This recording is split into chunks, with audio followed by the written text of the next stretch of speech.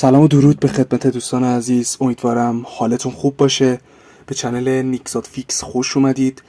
نیکزاد هستم و این چنل تازه تأسیسه و این اولین ویدیویی که آپلود میشه.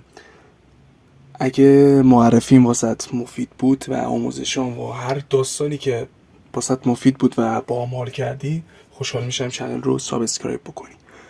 تو این ویدیو اومدم بهتون 2 فیلتر شکن معرفی بکنم و آخر سرم یه چیز دیگه بهتون معرفی میکنم که آخر ویدیو بهتون میگم. اولین VPNی که میخوام بهتون معرفی بکنم TRM هستش. TRM تانل هستش که خودم خوب استفاده کردم و واقعا جواب و سرعتش هم خوبه. اینجا شما میتونید واسه هر اپراتوری که دارید متصل بشید و تعداد سروراش هم به شدت بالاست. ما اینجا الان تستش میکنیم، یکم ثبت میکنیم و میبینید که متصل میشه و سرعت قابل قبولی داره. بریم سراغ VPN دوم که نیکس VPN هستش. منتظر میمونیم که باز شه. و دوستان اینم سرورهای آمریکا رو داره که واقعا سرعتش خوبه. اینستا رو روان باز میکنه، میتونه کارتون رو راه بندازه و واسه همه اپراتورها کار میکنه و میبینید که الان متصل میشه.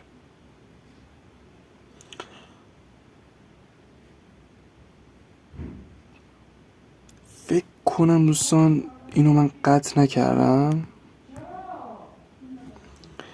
یه بار دیگه بازش میکنیم چون من همیشه از این استفاده میکنم و میبینید که متصل شد و تانل هم هست و سایت های تحریم و هر نوع سایتی رو باز میکنم.